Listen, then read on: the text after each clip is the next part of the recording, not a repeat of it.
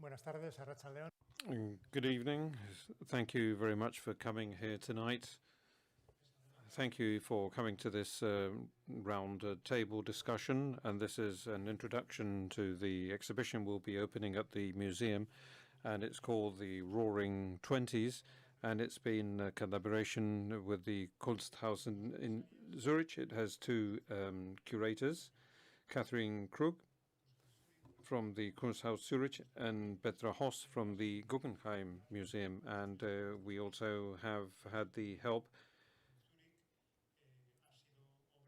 of Calixto Bieito. This has already been in Zurich, who's the art director of the Teatro Arriaga in Bilbao, and he's also the director of the Basel Theatre.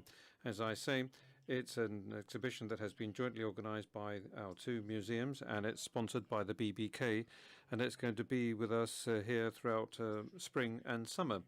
And it's an exhibition that was planned years ago to commemorate the centenary of the beginning of the 20s, which is when the organization work started for this show between the Zurich Museum and ourselves, and nobody thought that we were going to, well, shortly afterwards, that we were going to be in a situation that, well, brought back some years prior to the 20s. But as a consequence of the pandemic, this exhibition that was supposed to have been presented in autumn last year, we had to postpone it, and it's now going to be opened. And I think that it's going to be opened at a point in time when perhaps it becomes even more pertinent. Because this show that has to do with this year's program, and it's the second exhibition, which is all about looking at the past so that we can guess what the future is going to be like. And in the case of Bilbao and painting, we did so with a much more local perspective, and now we're doing so with a more continental and European perspective. But as I say, this is an exhibition that is looking at the past at a time when Europe had just had a very traumatic experience, and that is the end of World War I, which was the biggest episode of destruction that mankind had experienced. And it was a moment of a very severe economic recession and also a pandemic. There was a pandemic, so it was called the Spanish flu of 1918.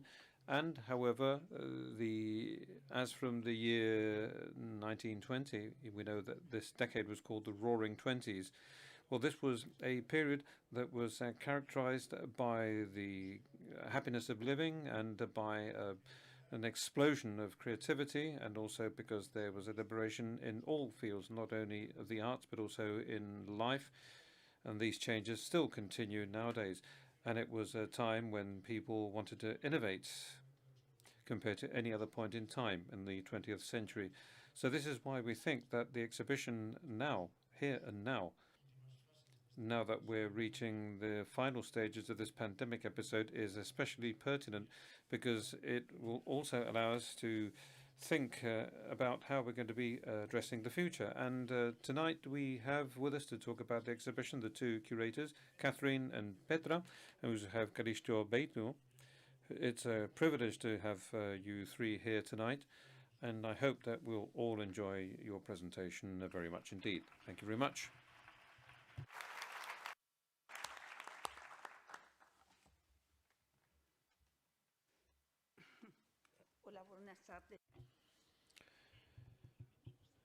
Hello, good evening, everybody.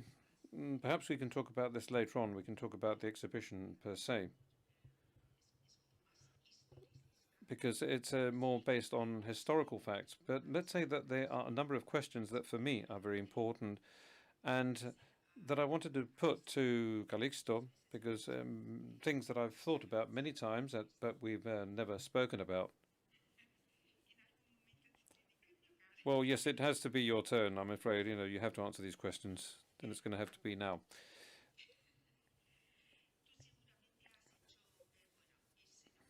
No, you've probably done lots of stage design and scene design and shows that have nothing to do with the Roaring Twenties.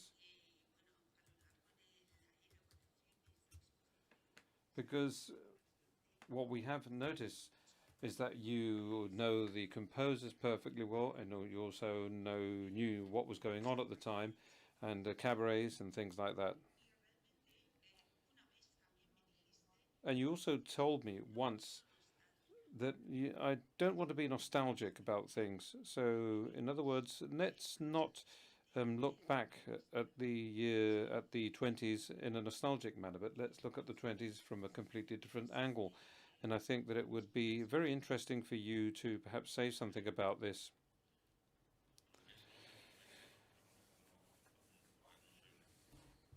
Well, I'm not an expert, I'm afraid, but I'm a very curious person. But the 20s were not born in the 20s because nothing is born all of a sudden, because the 20s were already there. The germ for the 20s was already present even before World War One, because there was a germ of what was going to happen.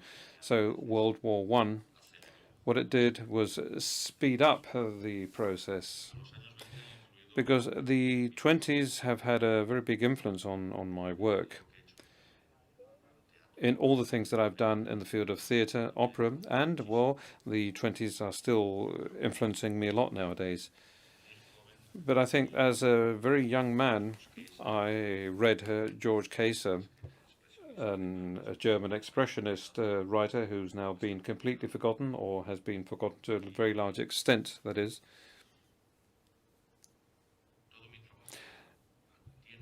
And all of my work has always had this uncomfortable feeling behind it, this chiaroscuro, this expressionist element that was combined in the 20s, where they combined brutality with neurosis and beauty. So everything was combined, as well as with freedom, as Juan Ignacio pointed out, with very much stronger creative freedom or liberty. So we come from what I would call a more Baroque kind of tradition. Romanticism, or Central European Romanticism, was a step towards modernity that was very short in our case, because Romanticism in the Spanish state is very short, and I'm not going to explain it right now, and I'm not a specialist to talk about this. And you know that the 20s originate from this, because the 20s in Spain, well, there were obviously a number of writers like Valle Inclán, for instance, a somebody that could not be represented at his point in time, even now. But in any case, as far as Central Europe is concerned, there's a journalist called Julio Campa. I'm not sure if you know this journalist, but he's a wonderful journalist from the school of major journalists like Chavez Novales or Pla, and many others. And when he was in Germany, he used to talk about Max Reinhardt. He spoke about a director that was using machines, and this is something that dates back to Wagner, because Wagner was thinking about the art of the future, but Max Reinhardt, and there's a very large photograph, and there's also enough material to have an idea of what was going on, was reforming theatre. And there were many people like him doing exactly the same thing. And fortunately, I've had some wonderful sponsors, some wonderful mentors. One of them in particular, when I was only 16 years old, and he introduced me to this world. So my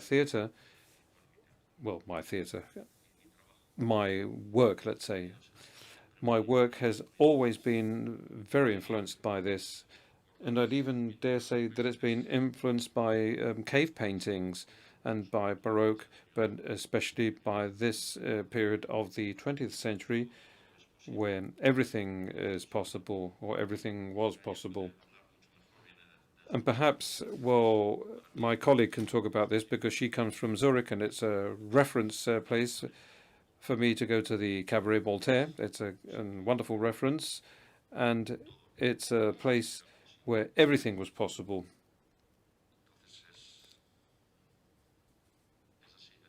So this is what things are like. I was very fortunate, or have been very lucky, if you want, and I've tried to work as hard as I possibly could to showcase these ideas that are completely natural as regards my person. They belong to me in a natural manner. So do you want me to say anything else? No. Right. Yeah. Did you understand? Did you follow? Did you follow me? I had a. Hey, hello everybody.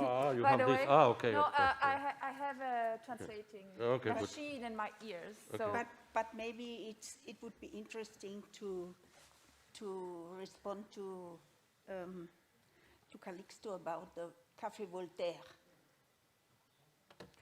yeah, I have only sound on one ear. I'll try. Maybe it works now. Sorry. Okay. Well, I don't have to hear myself.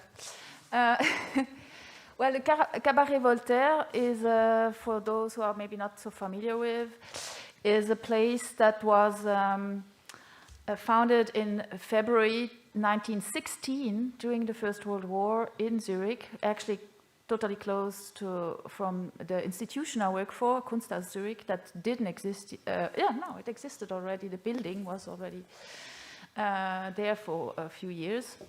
But a group of migrants, such as Kurt Schwitters, Tristan Tzara, Francis Picabia, many of those people that sound familiar, more from the surrealist movement, André Breton, of course. Many people went through this place due to exile. And many traces of the Dada spirit, this first breaking rules with language, with rules of power, with hierarchies. Most of those people who were men didn't want to be enrolled in war. So they were also sort of anarchist pacifists. And after the war was ended, Switzerland wanted to get rid of those. So they spread around Europe, went to Paris, went to Berlin. And we will see some of those people continued the path with a very, somehow Dadaist experience, so to say. In the sense of how they approached materials, how they approached formalist questions, but also questions of how to look at the world, so to say. And we prepared a small presentation of I wouldn't say highlights, they are like strong key images or get into the subject. This is a painter known as a painter, Fernand Léger, but this is it was a little bit quick. I'm not sure I think you see that this is a floor plan. And what we will do now is I interview a little bit my colleagues, because I was a curator in Zurich, and the museum is a total different place here. So for me, it was like discovering this exhibition a second time. And I wanted to get into this evening today with you through the different rooms and what we encounter there, and you will see this right afterwards, or tomorrow or the next month. So these are 7 rooms. It must look familiar for you. And in the first exhibition area, we are moving on from trauma. And one key figure in this is Fernand Léger with his film, Ballet Mécanique. It's a film from 1924. But actually, Fernand Léger is known as painter. So why did he do a film? And what is all about this, for example, this work, these props. It's what do you say? It's a three-dimensional wall object. It was actually quite difficult to find it. It's a private loan. It's in private collection, and this you will find it in the film, and it's moving. It's a stop-motion film. And why is this film so interesting for us nowadays? Because it's at the beginning of experimental filmmaking, and he broke with his friends working on that. You will see also people like Kiki de Montparnasse, who was an icon of Paris, cultural life, but also on other fields, because she was very inspiring for photographers like Man Ray, for example. One of the first really well-known nudes in photography, and so on. So, and this loan was not in Zurich, so I'm very happy it is here. And it's maybe you want to comment a little bit on this first chapter, because you cannot understand, as we have heard before in this wonderful introduction, we cannot understand the 1920s and even the 20th century without understanding the First World War. So, and this is a contemporary artist. We will find quite a few, like more than 10 contemporary artists in every chapter who very much reflect on the 1920s. That shows how much important this decade still is for our generations, and so maybe you can comment on this war thematic. I mean, Switzerland encountered the First World War as a neutral country, migrants coming, like the Dadaists coming to Switzerland, and how was it for you to reflect on this first chapter, which actually is just an introduction to the 1920s coming later?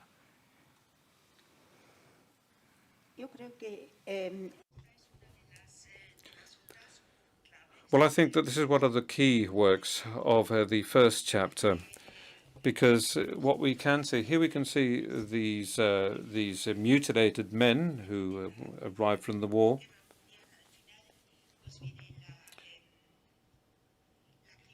So apart from World War I, it was followed by the Spanish flu, which lasted something like 2 years.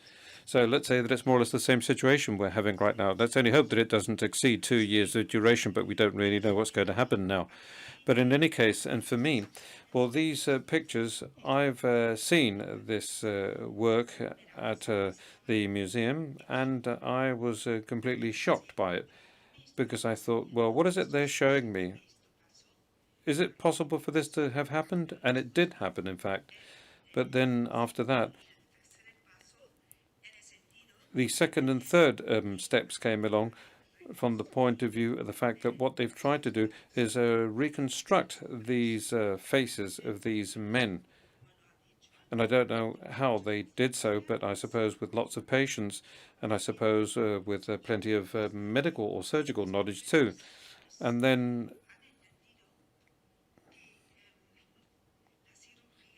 women understand that, plastic surgery, all you have to do is think about luxury clinics that exist nowadays, but women started to see possibilities to add some retouches to their faces and things like that.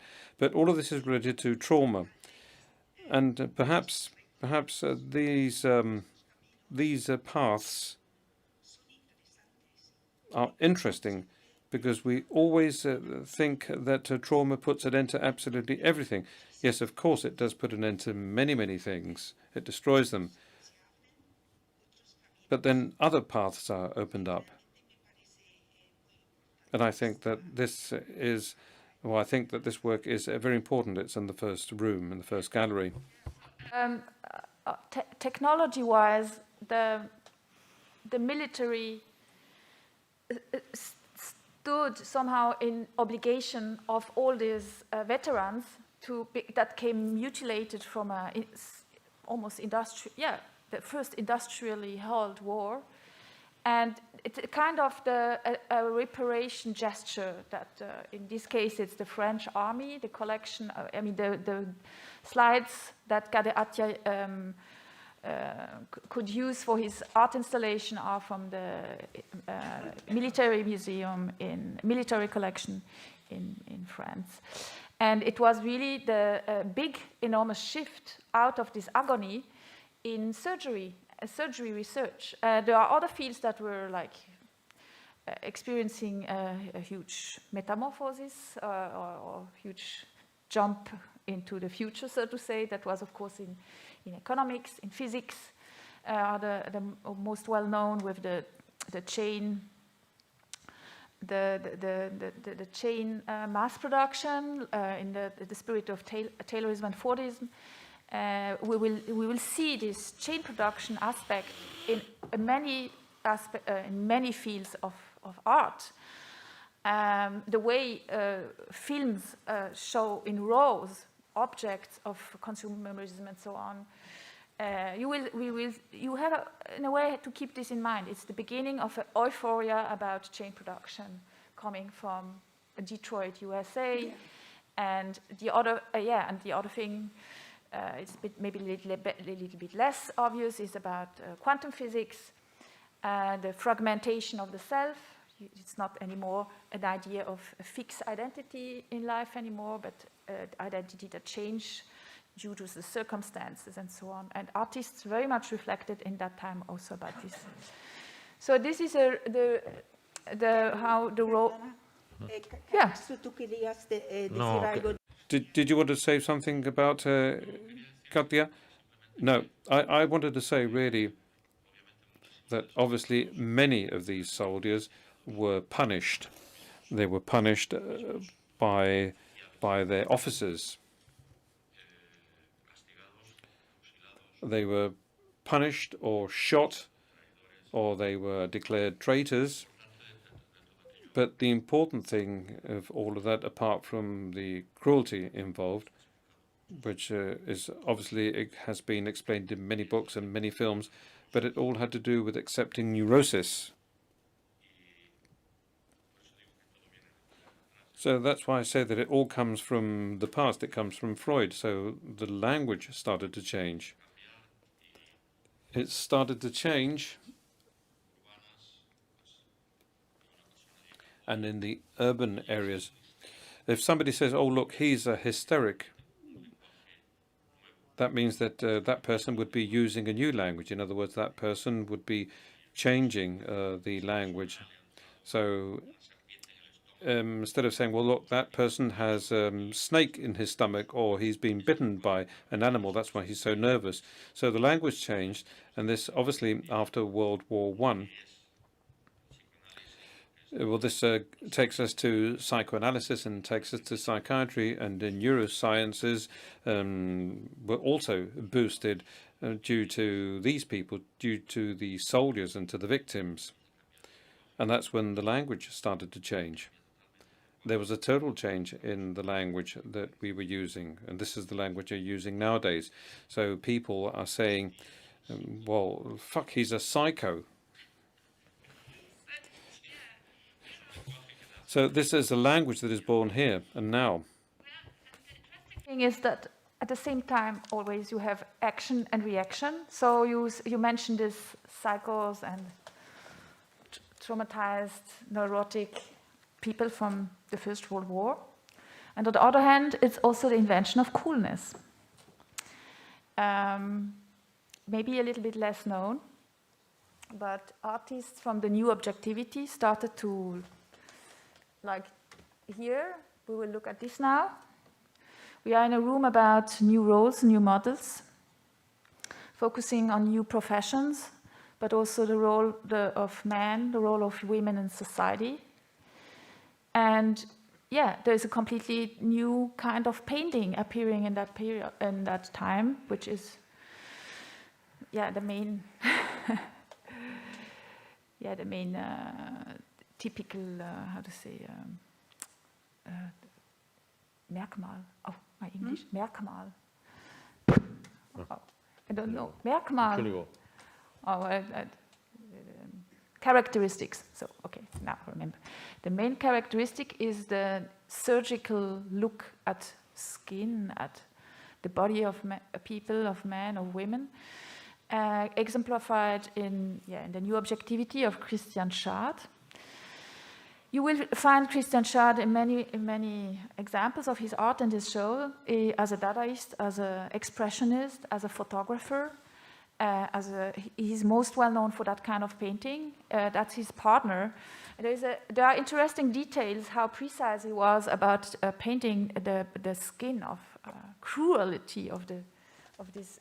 Like here, for example, on the left arm, you will find a tattoo that says Schad, which is his name, and makes allusion to making tattoos on the skin of your partner is a very, very tough way to show that you own this person. So it was also an irony about, on the one hand, the liberation of women and emancipation of women at that time, and also the insecurity, how men,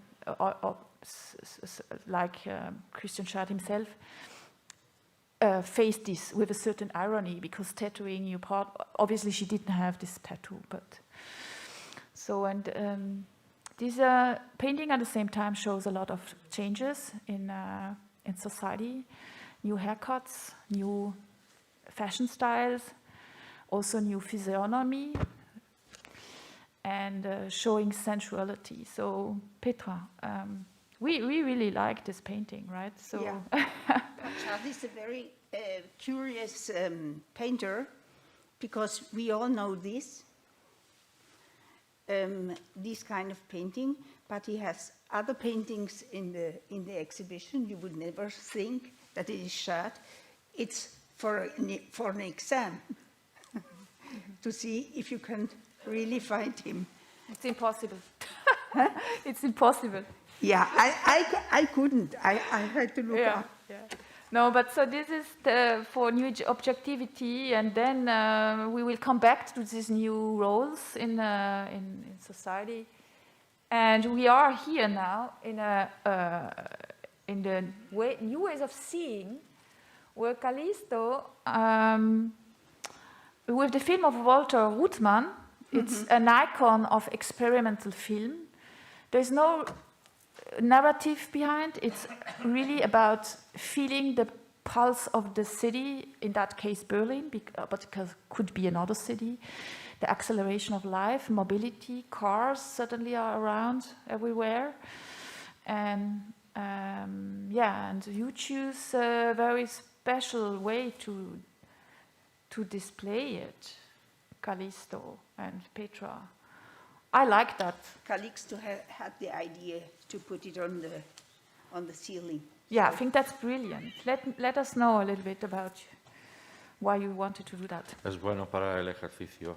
Well, that's good for your exercise. It allows you to do exercise, because you have to adopt this position and you can see what's going on the ceiling. So I think it's marvelous. No, the film, that is. No, that's absolutely wonderful. It's wonderful to see how things move in a city.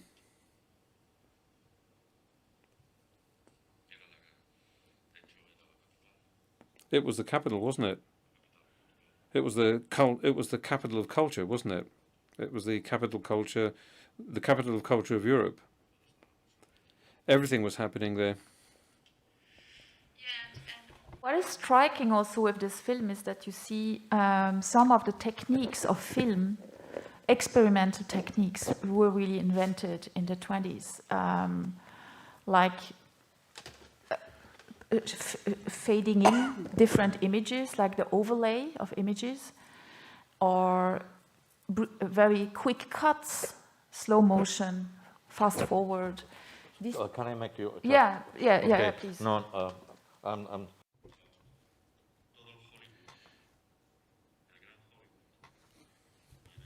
This is where Hollywood comes from. The grand Hollywood comes from this. the grand Hollywood of the 40s and 50s, all of this, all of that comes from this. It comes from all of these exiles, all of these exiled people that had to leave Fritzland, Billy Wilder, all of them. All of these people created what is nowadays called the Grand Hollywood. This bridge for the. Yeah, that's true. Sí, sí, es cierto, sí, sí, muchas gracias. Es así. This is a room where it's a room where Calixto and Petra. Es una galería donde Calixto y Petra quieren implicar al espectador, al visitante, para que puedan participar en los años 20. Surprise. I don't want to tell you too much, but it makes clear in this room where you don't see any original artwork, actually, but mainly film, and it's. And you can dance. And you can dance, and yeah, and so on.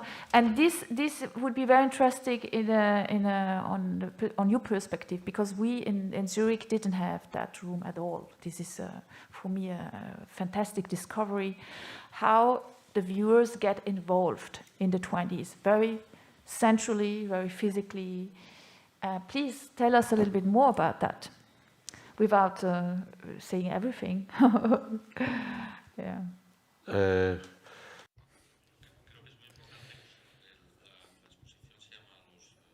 Well, the exhibition is called the Roaring Twenties, but what is equally important, though, is that we have to explain, especially you two, I think that you have to explain the meaning of the original title, Schall und Rauch, because it's not exactly the Roaring Twenties. Where does this come from? And I think that that's an important thing. I don't know. I think that that is a very important thing, because you knew that perfectly well.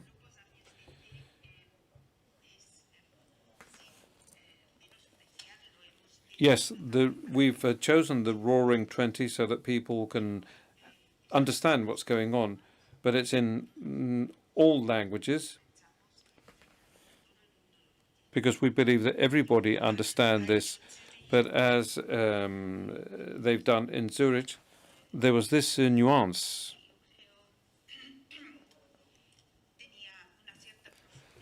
that I think had a certain amount of depth attached to it. And we didn't do this in the end because here, well, we are not in the Germanic world, of course. Well, it's something that has to be explained clearly, and it's not called Schall und Rauch in the Anglo-Saxon world either. But Schall und Rauch was the cabaret of Max Reinhardt, literary cabaret, where many things connected to theatre started, and lots of alternative theatrical performances, lots of improvisations and creative works. And this has to do with the Goethe tradition in Faust. Yeah, there are also metaphors about, I mean, Schall und Rauch, to maybe get a little bit more into this notion, means Schall und Rauch is like, it's a huge noise and smoke, and then nothing is around anymore. So it's a way of speaking that people make a lot of noise for nothing. So, and this is a provocation, because actually Max Reinhardt meant the opposite. He was saying the opposite because he wanted to make things that endure with this word that that remains, has some and this is so not then yeah, let's move on, because the notion is a little bit complicated to explain. But could you are you done with this? Or maybe you would say something about this cinema room inside, because this is breaking also a little bit taboos. I mean, the 20s is, we have heard, wants to change society. Artists try out all sorts of media, are photographers, painters, and filmmakers at the same time. This is really also the goal of this exhibition, is to break with cliches of Charleston and things like that, and show that there is the coolness also in the 20s of painters and photographers, and all these artists work also interactively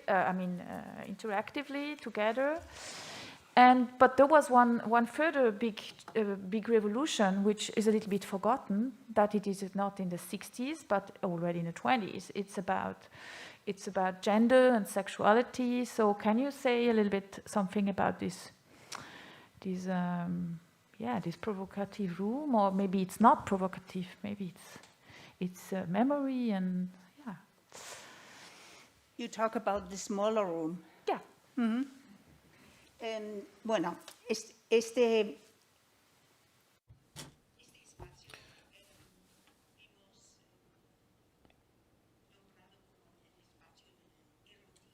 This is the space we are using for eroticism, so everybody can imagine all sorts of things here.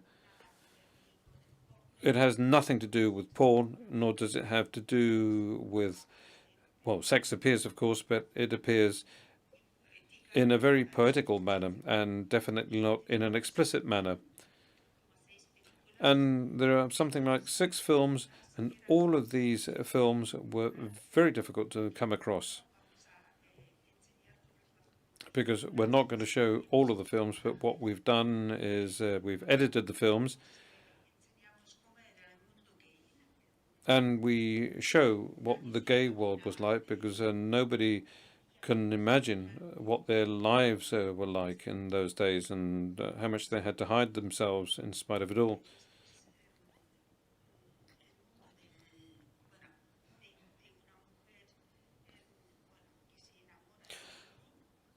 And then we have the story of a woman who falls in love with Lulu and dances with her.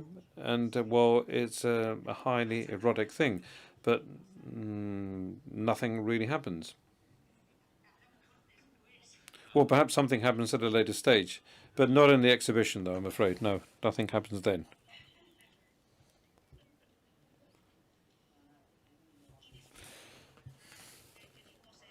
And then on the other side, we have this section. And I suppose that everybody knows that this is a film where you can see a couple that they only want to do, they only want to make love, but he's like a sort of minister and he has to leave. So the woman comes across a statue. I'm not sure if it's Greek or Greek Roman, but it doesn't make any difference. But it has, what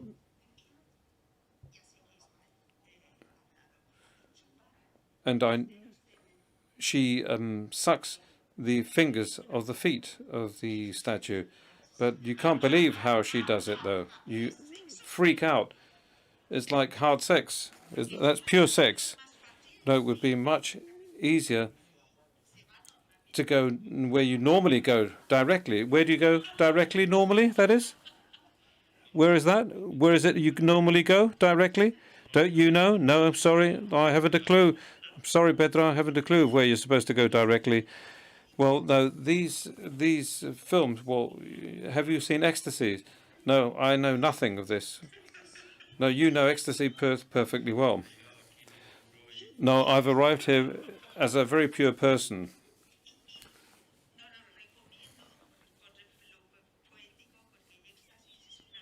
Well, Ecstasy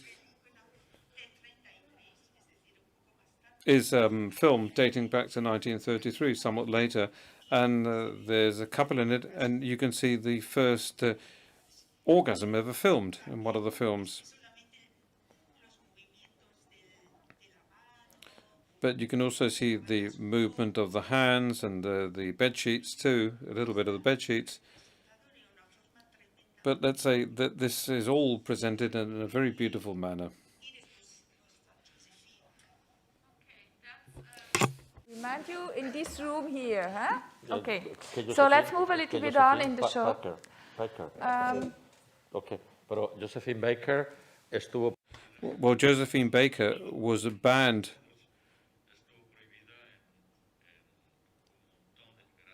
Was banned in many major European capitals, not only in the United States either.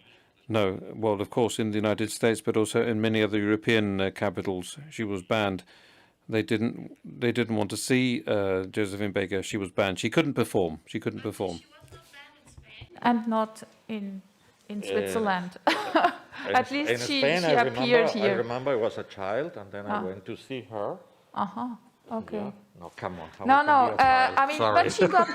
but she got old. I mean, she was well known for many different things. Also, fighting in the Resistance in Of France course, later. yeah. She was founder of a rainbow family with adopted 20 kids or so. Yeah. So this is about.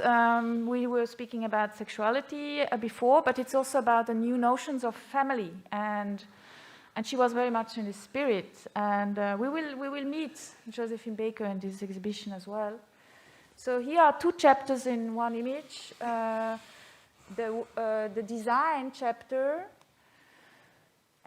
design and architecture, and the fashion, the fashion revolution we call that. So this. Probably are the we were speaking before about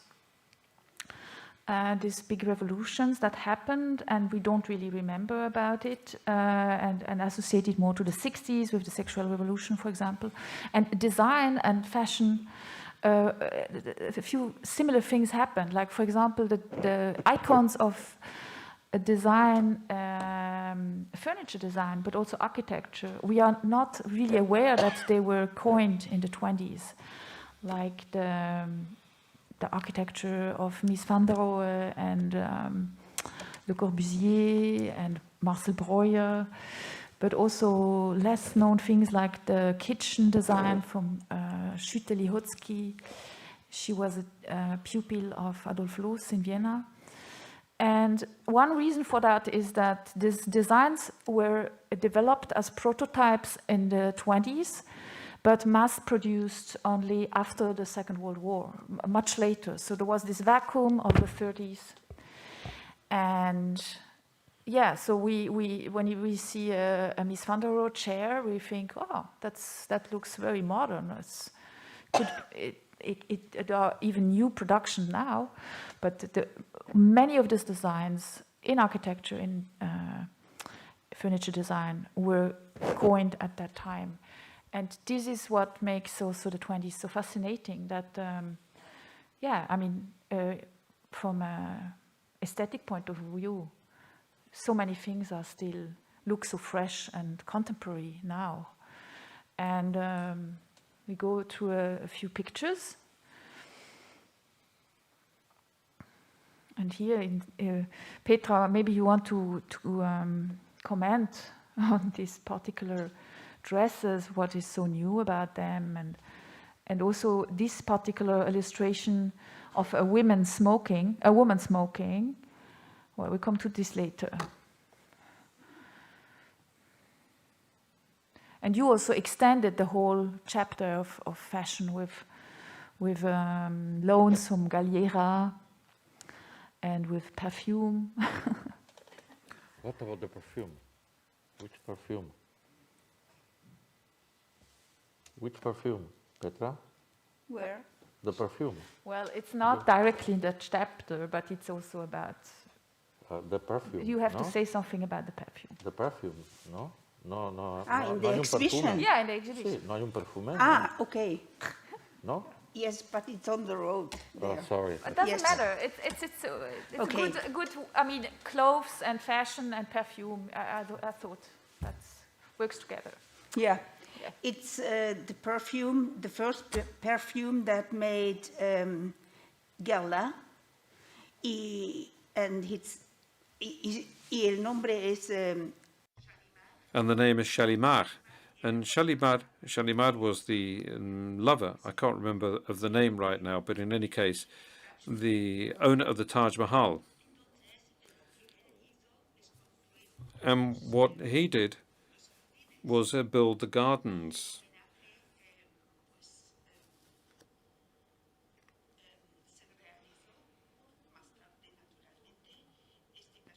And the tribute took place at a later stage, of course. But then there's something that is extremely curious.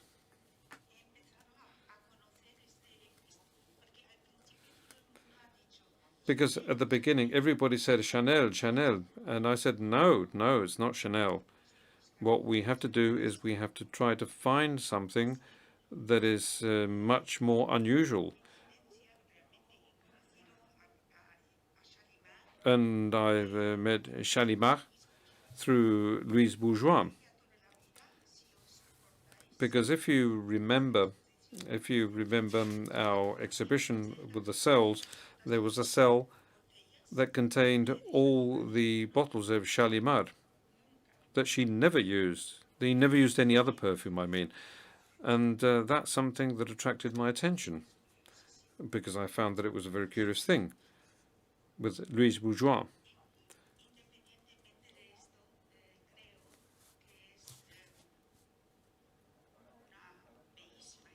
But regardless of this, I think that it's a beautiful story, but it's also a beautiful story that has found its place in the 20s too. That's also fantastic. The perfume still exists. It's still in use, right? I think or surely it has changed. Yeah, okay. As all perfumes, no? Today, Yves Saint Laurent, etc., Chanel, they have a different perfume because it's more industrial. Yeah, but in the core, it was, I mean, Yeah. You know what I mean. It's like the Chanel, all the numbers, of course, they are a little bit, the chemistry is a little bit different now, but yeah, it seems that they really embraced still the 20s. So, and this, here we see a little bit blurry, but it's by purpose. Hiroshi Sugimoto always works with this blurriness, and it's particularly interesting considering the kind of architecture he has photographed here, which is an icon by Le Corbusier, originally called Charles-Édouard Jeanneret. You will see in exhibition also a painting, one of his puristic paintings from before his career as architect. He actually was a painter. And it all started with this notion of esprit nouveau, also the name of a journal he published with his cousin Pierre Jeanneret. And there he analyzed what a new architecture with social responsibility. That was the main goal for architecture from the Siam Congress on, the Congrès International d'Architecture Moderne.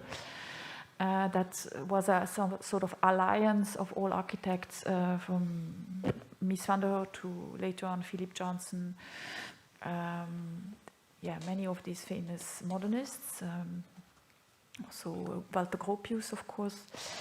And what is interesting about this series is that Hiroshi Sugimoto traveled in order to make photographs of all this iconic architecture. And when you are familiar with Sugimoto's work, it's much more abstract photography, I would say, of seascapes or the famous cinema screens.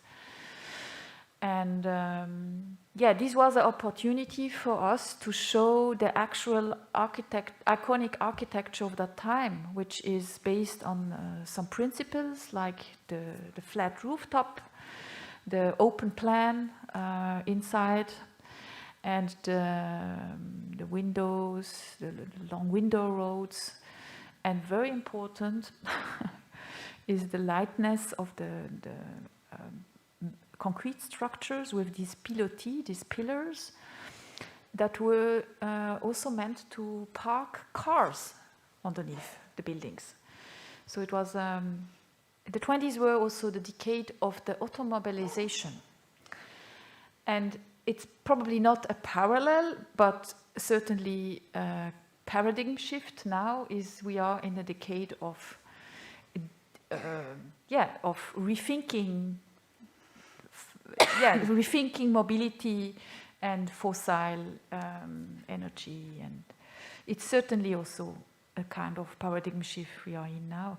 So you will see these original sketches from Pierre Jeanneret and Le Corbusier. And one thing about Esprit Nouveau, this magazine, and also Pavilion, and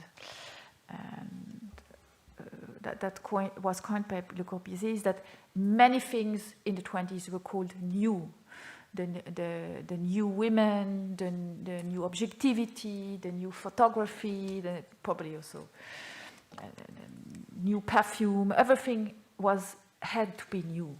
So I mentioned this before.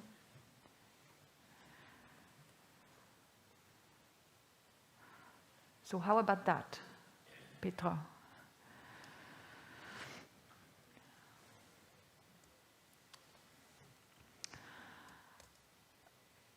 What is extremely fascinating, I don't want to say too much before you see the show, but there are a lot of films in a room about the body. How did you think about putting these different films, and how did you proceed with this scenography? Because in Zurich, it was not possible to work like that. I see this as a huge advantage, experimental advantage, extension of experience.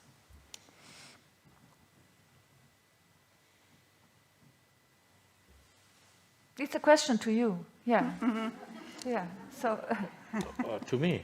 No, to both of you. I mean, sorry. I mean, you installed the show here, not me. I'm a tourist. Because I'm fascinated for these movies with the bodies, and really totally fascinated. I mean, it's the freedom of the body. It's what now, I don't know, probably a lot of people is doing, I don't know, Pilates, yoga, I don't know what people is doing it. And it's to be free with your body, to express, not with the brain, with the body. And this is, I don't know who said that, but someone said we have water inside of the body. And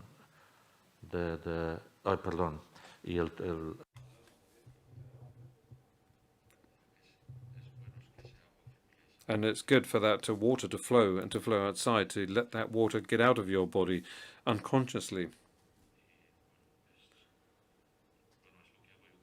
And that's what I do through my work with the singers or with the actors.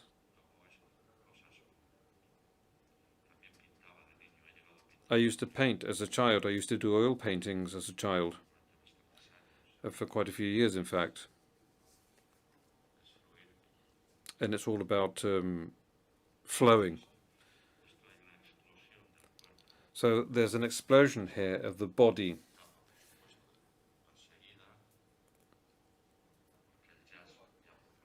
In the stage, because this is something that jazz already proposed, because jazz was persecuted. It was banned by all the European dictatorships. They all prohibited jazz. Each and every one of the European dictatorships did so, from the Soviet Union to Germany and Italy. And they all banned jazz music.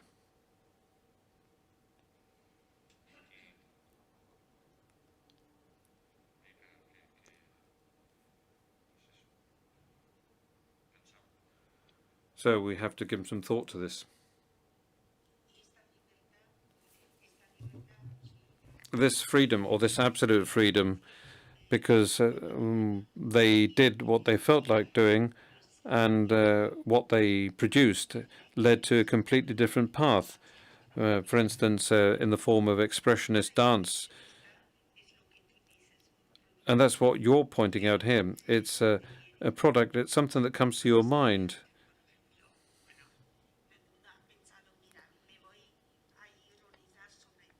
So, for instance, I can ironize about you, or perhaps I could do a parody on you.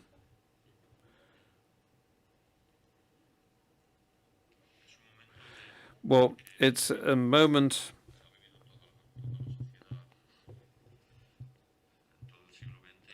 I think that society is now feeding off all of this, and there are many, many names, of course, that at an exhibition of this kind it's impossible to encompass them, to cover them all, but Kafka, Max Planck, I don't know, too many. It's too many names to mention here or to cover. They have writers and poets, Virginia Woolf, many, many names. And we're still feeding off all of these people.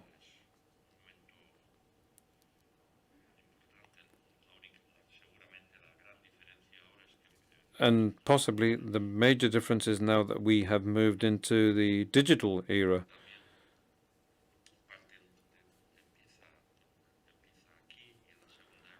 But part of it starts here and also in World War II.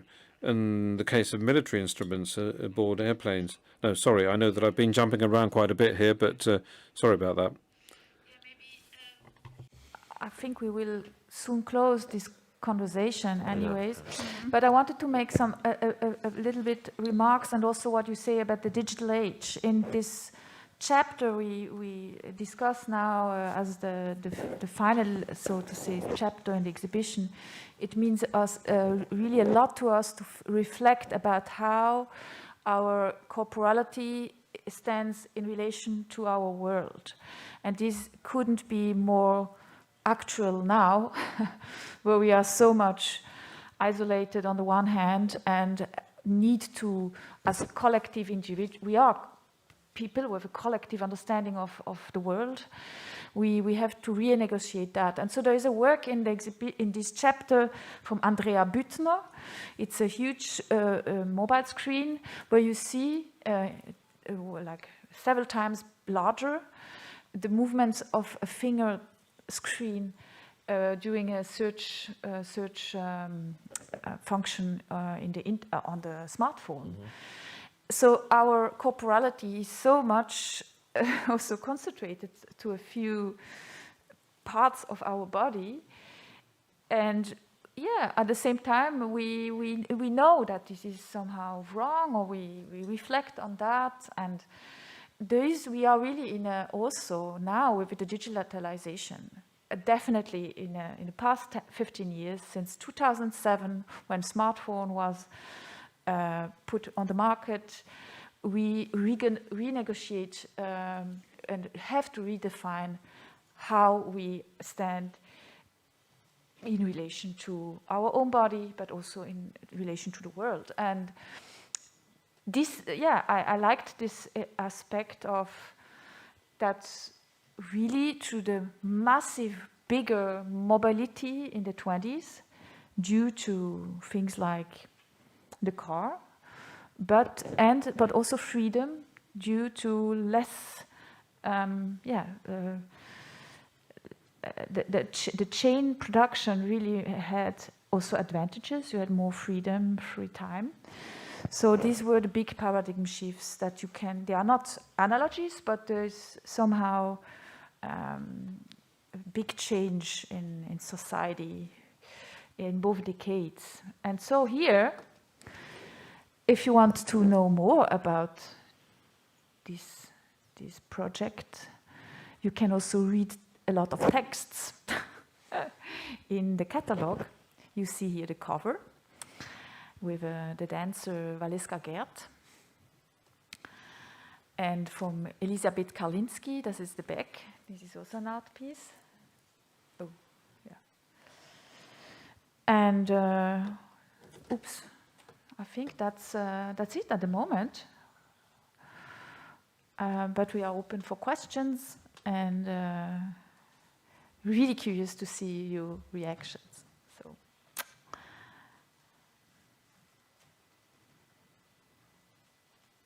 So it's finished now.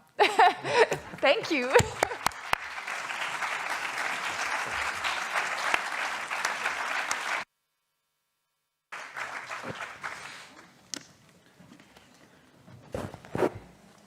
Very good. Very good. Yes, you are that. Yes, Calixto. Come on, very good.